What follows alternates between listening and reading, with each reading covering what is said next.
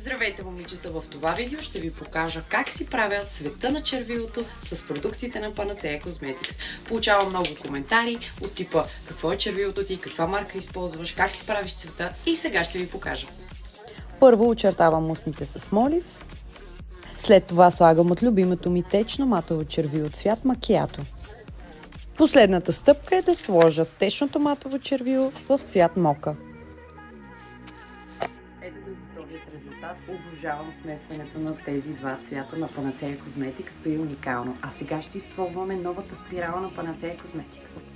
Magic Wand е спирала за мигли от Panacea Cosmetics с иновативна четка за мигли, която има повдигащ ефект.